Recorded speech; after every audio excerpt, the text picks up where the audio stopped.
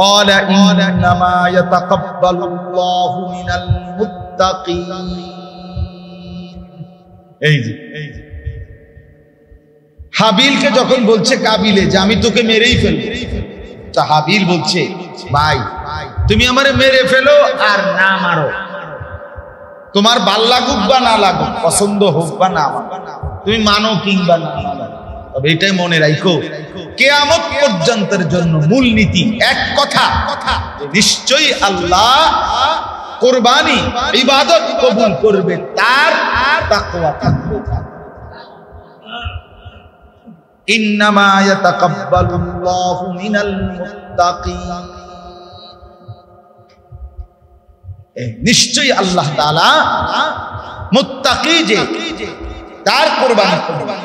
মুত্তাকি মানে কি? যে ব্যক্তির মধ্যে তাকওয়ার গুণ আছে। তাকওয়া মানে কি?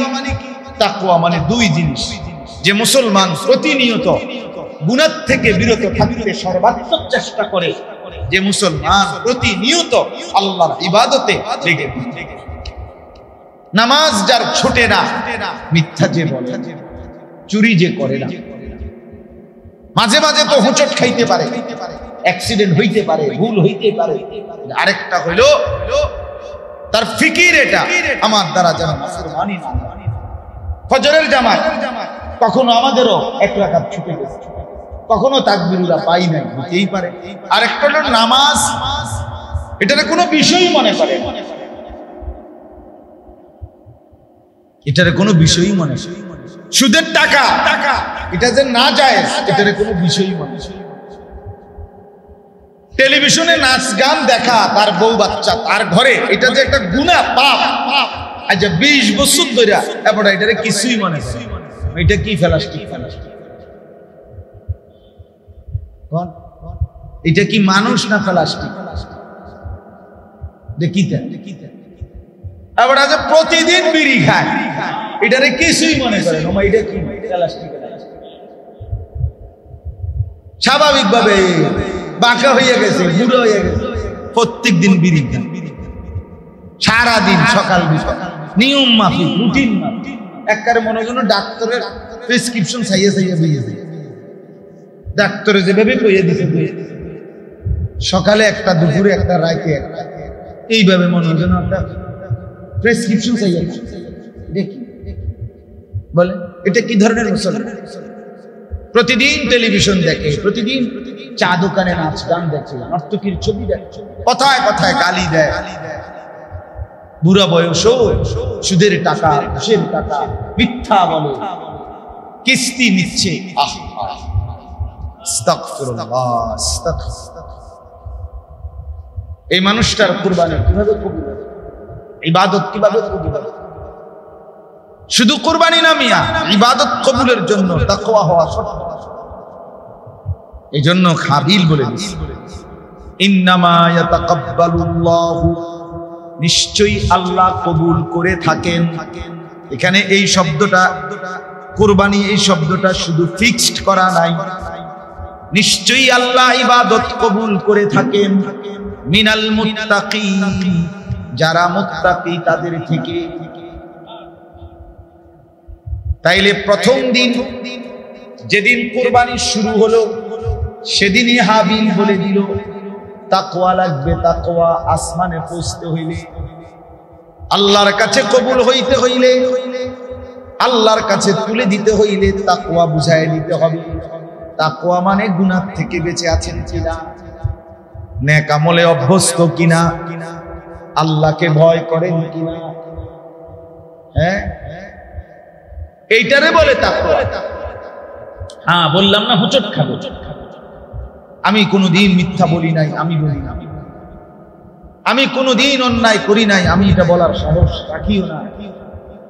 কিন্তু আরেকটা হলো লাগাতার মিথ্যা, লাগাতার নাফরমানি, স্বাভাবিক, এটা মুসলমানের পরিচয়। এটা হইতে পারে প্রতিদিন নামাজ পড়ে না, এটা গাদ্দার ছাড়া আর কিছু, এটা গাদ্দার। প্রত্যেক দিন এক তালে ওজনে কম দেয়, এটা বাটপার ছাড়া আর কিছু, এটা চিটা বাট। নিয়মিত সুদ খায়, এটা সুদখোর হারামখোর ছাড়া আর কিছু। মানুষ তো ভুল হয়, অ্যাক্সিডেন্ট করে, কখনো কখনো গুনাহ হয়ে যায়, আবার তওবা করে মাফ চাইয়া নেয়, এটা না মুমিন।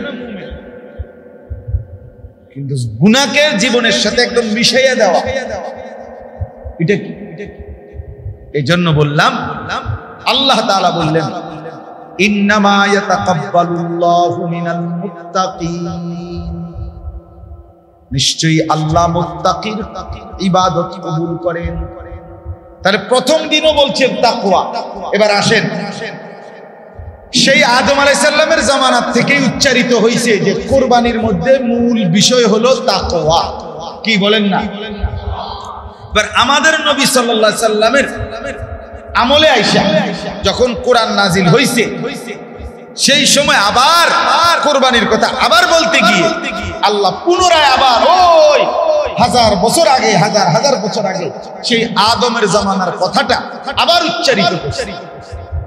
বলছে যে দেখো, লক্ষ বছরও যদি পার হয়, কথাও এটাই রইল যে লান ইয়ানালাল্লাহা লুহুমুহা ওয়ালা দিমাউহা ওয়ালাকিন ইয়ানালুহুত তাকওয়া। এই যে একই আল্লাহ বলেন, লক্ষ কোটি বছরও যদি পার হয়ে যায়, আমার সিদ্ধান্ত বদলাবে না।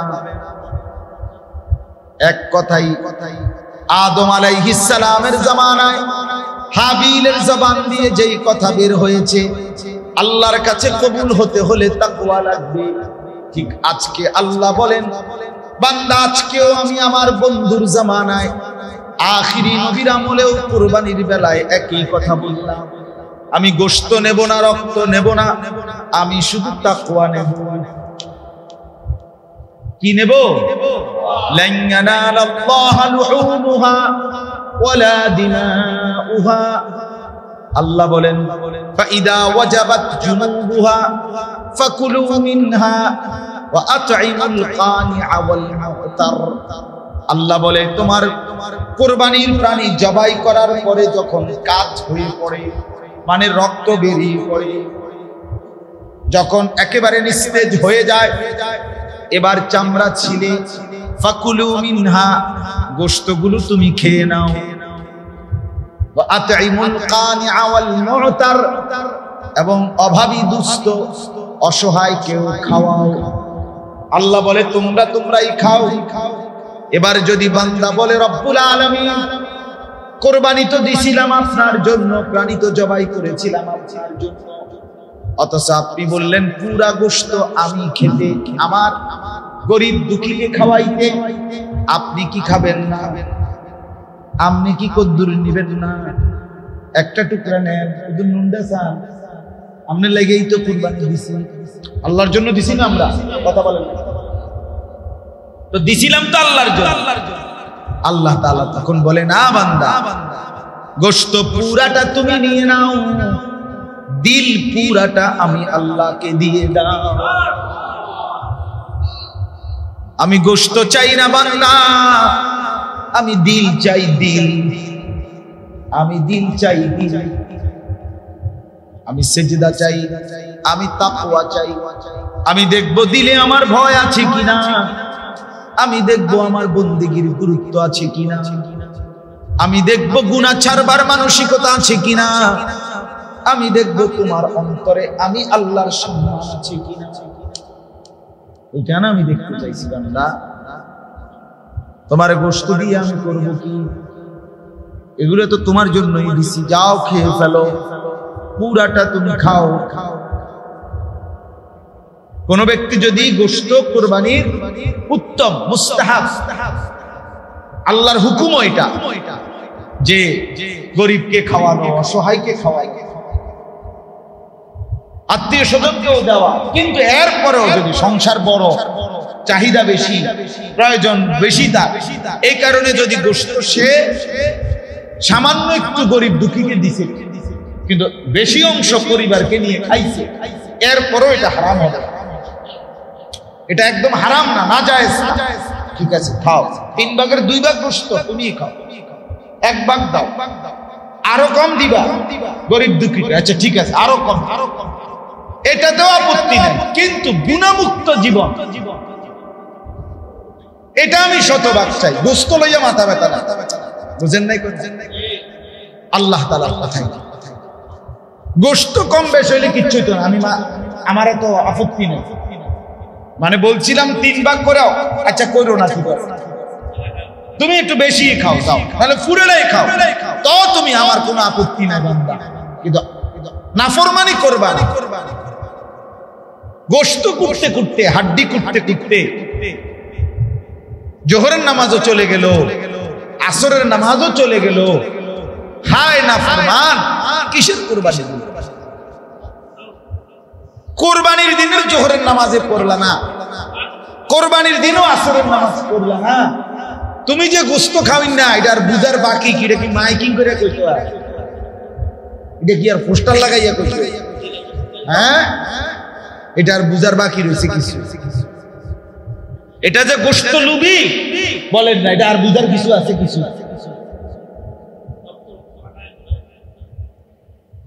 রাসূলুল্লাহ সাল্লাল্লাহু আলাইহি সাল্লাম বলছে ঈদের নামাজ এটা কি ওয়াজিব। তো এইটা না পড়লে যে কুরবানি দিল, নবী বলছে কিচ্ছু হইছে না। লাইসা মিনান নুসুকে ফি শাইইন, কুরবানি বলতে কিছুই হয় না। এখন আমার প্রশ্ন হলো, শুনো, যদি ওয়াজিব নামাজ না পড়া কুরবানি দেয়, তাহলে নবী বলছে এটা কিচ্ছু হইছে না তোর কুরবানি। তো যেই নাফরমান ফজরের নামাজ না পড়া কুরবানি দেয়, কি রে নাফরমান? তো এটা তো ফজরের নামাজ ফরজ নামাজ, বুঝেন নাই কথা? কোরবানির দিন যে ফজরের নামাজও পড়লো না, এটি বইয়া রইল গরুর লেগা, গরুর গোসল করে। আরে তুই না গোসল করবি, গরু গোসল করে কি? গরুর গোসল করে, এতে বেটা গরু লইয়াই হল্লি বুসি লইয়াই আপনার দাম শেষ, দাও লইয়া। তারপরে ওই যে কুবাইন না, ইডা টাটফাল মাটফাল ইডি আই আই শিক্ষার কারে কয় দফান পুরানি। গত বছর হাজী সাহেব শুনেন, গত বছর আমি আমার এক লোকে নিয়ে গেছে, বেটার গরুটা কোরবানি হইব, আমি কোরবানি করবো না, আমি দেখবো বেটার কথার উপর থাকবেন, আমার একটা আবেগ। ঠিক আছে, আমি গেছি। প্রথম বড় গরু, প্রায় 3 লাখ 3.5 লাখ টাকা দিয়ে মনে গরুটা কিনেছে। এটারে বহুত কষ্ট করে হতাইছে, অনেক লোক লাগাই, সবাই 3-4 উঠতে গেছে এটা। এরপরে সবাই ধরে রাখছে, এখন ছুরি লাগাইব। এই সময় হঠাৎ না না না, ওই যে লোকটার গরুর মালিক, যিনি যার কোরবানি দিতেছে, যে বেটা একটা দৌড় দিয়ে আইসা, মানে গরুটার উপরে একটা ছবি তোলা, একটা ছবি। আমি মানে কানতাম না, দুঃখে বই রেতাম মারে, ও মায়ে বড়া কি তার মানে। এরপরে মনে করেন মোবাইলের মধ্যে উঠাইয়া ফেসবুকে দিবে যে দেখেন দেশবাসী, গরুর সাথে গরু কেমন লাগে, কমেন্টস করে জানাবেন আমরা 2 গরুকে কেমন দেখাবো। তো দেশবাসী জানাবে উভয়কে একই রকম মনে হচ্ছে। এটা কি বলেন না, গরুর লোকে তুই কাটতে গেলি কি লিগা? খামখেয়ালি তাকওয়া কোথায়? তাকওয়া আল্লাহর ভয় কোথায়? গুনাহমুক্ত জিন্দেগি কোথায়? এজন্য বাপ, প্রত্যেকটা ইবাদত কবুলের পিছনে এটা জরুরি, গুনাহমুক্ত। বাঁচতেই হবে আপনাকে, আমাকে বাঁচতেই হবে। ছেলেকে বাঁচাইতেই হবে, মেয়েকে বাঁচাইতেই হবে, স্ত্রীকে ফেরাইতেই হবে।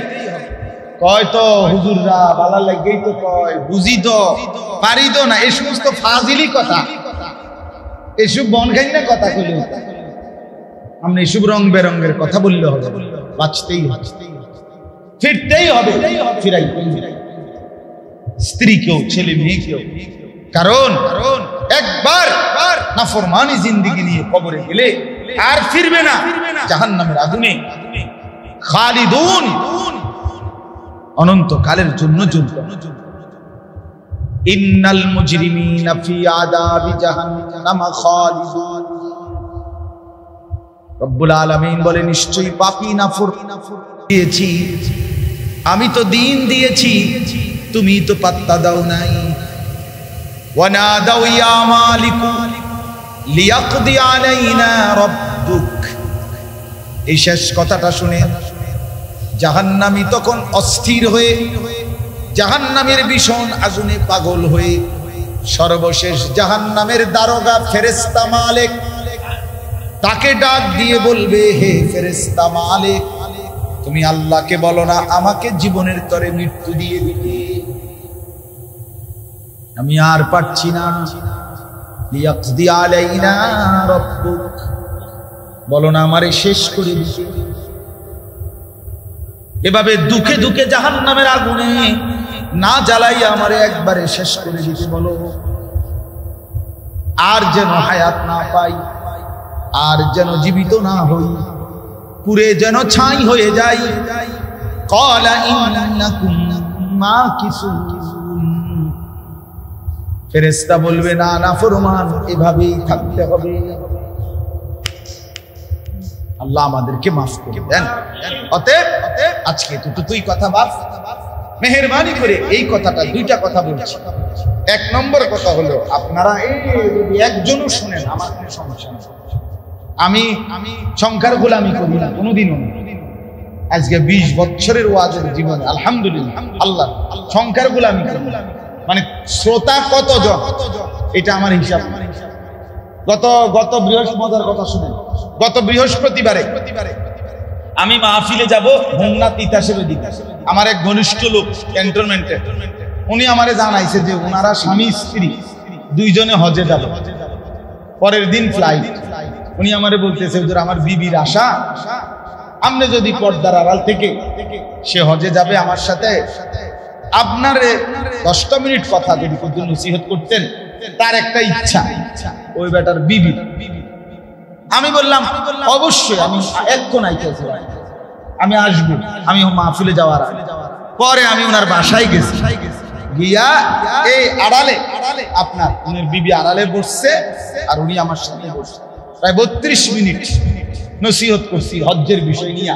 শ্রোতা এই একজন, মানে এবিডি একজন, খালাস শ্রোতার বাড়ছে না, বাইরে কি লাগে আনছে তো এবিডির বাসা আমার এই একজন, আরে জামাই লগে আমার সাথে বসছে। এই আল্লাহর জন্য বলা, অসুবিধা কি? একজনের জন্যই বলে দেওয়া, একজন। আমি এই মাত্র বলছি হাজী সাহেবের কাছে শুনে, এই ঘূর্ণিঝড়ের যেদিন, কোন দিন হলো ঘূর্ণিঝড়? গতকালকের আগের দিন যে ফুল বৃষ্টি, যখন সোমবার একেবারে পুরা বৃষ্টি হয়েছে কিনা বলেন মাগরিবের পর, এই পুরা বৃষ্টির মধ্যে আলহামদুলিল্লাহ আল্লাহর দয়া, আল্লাহর ইচ্ছা, আমি 2টা মাহফিল ছিল আমার, 2টা বয়ান, দোনো মাহফিলেই আমি বয়ান। এই ফুল বৃষ্টি, প্রথম যেখানে বয়ানে গেছি এখানে মসজিদের ভিতরে একটা সৌর বিদ্যুতের ছোট্ট কদ্দুর লাইট ও কোনা লাগানো, আর এই শ্রোতা মনে 70-80 জন মানুষ বসছে, সদর দক্ষিণ কুমিল্লা। কেউ রে আমি দেখি নাই, মানে চেহারা কারোই দেখা যায় না, আন্দাজ ওই শুধু কোনার একটা সৌর বিদ্যুতের লাইট, ছোট্ট লাইট কদ্দুর জ্বলে। আমি পুরা 1.5 ঘন্টা এই অন্ধকারের বয়ান দিতে, আমি বললাম যে পরে এক সময় আপনারা আমার সাইয়া লইয়েন অনুবাদ শোনো, আন্ধারে পরের মাহফিলও এই ফুল বৃষ্টি নিয়ে গাড়িত করে আসছি, পানি একদম রাস্তা ভাইসা গেছে, এই পর্যন্ত ভিজাও গেছে পায়ের। আবার মসজিদে ঢুইকা পরের মাহফিলও প্রায় 150 লোক ছিল বয়ান। আলহামদুলিল্লাহ আল্লাহর জন্য বলা, এখানে সংখ্যা বিষয় না বাবা। আমার শেষ কথা এটাই, একজনকেই বললাম, একজনকেই, কোনো অসুবিধা নাই, কিন্তু মনে রাখতে হবে হজ বলেন, কোরবানি বলেন, নামাজ বলেন, রোজা বলেন, দান সদকা বলেন, জিকির তেলাওয়াত বলেন, গুনাহ থেকে বেঁচে থাকা, সুদও খাইবেন, জিকিরও করবেন, কাম হইতো না কাকা, কাম হইতো না। কোরবানিও করবেন, আবার মিথ্যাও বলবেন, হারামও রোজগার করবেন, হবে না, হবে না, আল্লাহ নেবে না। তাকওয়া ছাড়া, গুনাহ থেকে বেঁচে থাকার চেষ্টা ছাড়া আল্লাহ নিবে না। হ্যাঁ, যদি বলেন তো একেবারে 24 ঘন্টা সারা জিন্দেগি গুনাহ থেকে বেঁচে থাকবো কিনা, তো এই জন্যই তো বলছি হোঁচট তো খাবেই। একটা হলো হোঁচট খাওয়া, অ্যাক্সিডেন্ট করা, আরটা হলো বেটি দিয়ে হইরে দাও। কথা বলে ভুল তো হবেই, গুনাহ তো হবেই। আমি আপনি তো হোঁচট খাবই, আবার উঠে দাঁড়াইতে হবে, তওবা করে মাফ চাইয়া আবার শুরু করতে হবে ইবাদত। কিন্তু গুনাহ এবং নাফরমানির উপরে যদি কেউ লাগাতার লেগে থাকে, তার ইবাদত কবুল হবে। আল্লাহ আমাদের প্রত্যেককে গুনাহ থেকে বাঁচবার তৌফিক দান করেন। তাকওয়া, মুত্তাকি, এই সবক আল্লাহ যেন আমাদের প্রত্যেকের ভিতরে দান করে, আমরা যেন সবাই তাকওয়াবান হতে পারি। আজকের এই সংক্ষিপ্ত মজলিস আল্লাহ তাআলা যেন কবুল করে নেন। আমার কথা এটাই, এই মাদ্রাসা মসজিদ আসলেই বাস্তবতা হলো। আমি ব্যক্তিগতভাবে এরকম অসংখ্য মাহফিল আছে, বা সত্য কথা যেটা, হুটাঙ্গিরির জন্য না, এমনি বললাম, বহু মাহফিল আছে যারা 2-4-6 বছরও মিলাই আমারে নিতে পারে, আমরা যাইতে পারি, সুযোগ দিতে পারি। কিন্তু আমি এখানে বারবার আসি, ছোট বড় যখন যেই মজলিস, আমি এখনো বলছি গ্রামবাসী শতভাগ যদি কদর করতো এই মাদ্রাসাকে, শতভাগ যদি আন্তরিকতা নিয়ে আমরা সবাই আগাইতাম, আরো ভালো হইতো, আরো ভালো হইতো, গ্রাম আলোকিত হইতো। অসংখ্য এখানে হাফেজে কোরআন আরো ভবন দরকার, আরো জায়গা দরকার, আরো দরকার। হায় মুসলমান, এটা যদি আমরা না বুঝি তো আমরা বুঝবেন ও চিরেই এগুলো সারা রাত বললেও শেষ হবে না। মুসলমানের সন্তানের শেষ ঈমানের চিহ্নটুকু মুছে ফেলার জন্য সারা পৃথিবী ব্যাপী যে তীব্র গতিতে দুশমনের নীল নকশা কার্যক্রম চলতেছে, সেটা শুধু 4G গতিতে না, 4G সর্বোচ্চ টার্গেট একটাই, মুসলমানের ছেলে মেয়ে নারী পুরুষের ঈমানের শেষ চিহ্নটাও মুছে ফেলা। শেষ চিহ্ন, শেষ চিহ্ন। যে ছেলেটা 12 বছরের জীবনে কোনোদিন রাসূলুল্লাহ সাল্লাল্লাহু আলাইহি সাল্লামের তরিকায় একবারও চুল কাটাইলো না, মনে করেন সে কি আর কোনোদিন বলতে পারবে চুল কাটার মধ্যে নবীর তরিকা? কথা বলেন না। যে ছেলেটা যে ঘরে যে জীবনে 16 বছরে কোনোদিন তারা সুন্নত তরিকায় খানা খাইলো না, তারা কি আর কোনোদিন বলতে পারবে, তাদের ছেলে মেয়েরা বলতে পারবে পরবর্তীতে এই সুন্নাত কি? বলে এইভাবে দুশমন নতুন যারা, এখন তো মুরব্বীরা যারা আছেন প্রত্যেক সময়খানে শুনি এ বয়স্ক মুরব্বী চাচাদের মধ্যে কিছুটা তো দিন ধর্ম এখনো আছে, কিন্তু অধিকাংশ একটু টাকা পয়সা হইছে, একটু পড়ালেখা হইছে, একটু সামাজিক স্ট্যাটাস, ভদ্রতার মুখোশ, এরা ওই পূর্বের আমলের, মানে আজ থেকে 30-40-50 বছর আগের দাদা নানা দাদি নানি মা চাষিকে বিরক্তি মনে করে। এরা আসলে আগের আমলের সময়ের মানুষ তো হুজুর, আগের সময়ের মানুষ একটু সামাজিকতা বোঝে, সামাজিকতা নাকি। আজকে একজন আলেম বললেন, একজন ভদ্রলোক, আমরা 4 জন হুজুর ওনার বাসায় দেখা করতে গেলাম। আজকে একজন বড় আলেম বলছে ওনার সাথে আমরা দেখা করতে গেছি, উনি আমার সাথে দেখা করতে আসছে, ওনার ওয়াইফ স্বাভাবিকভাবে আমাদের জন্য শরবত নিয়ে আসছে। কয় যে আমরা যখন মাথা নোয়ায় ফেললাম, তো ওই ভদ্রলোক শি ইজ মাই ওয়াইফ। অসুবিধা কি আপনার, মানে শি ইজ মাই ওয়াইফ,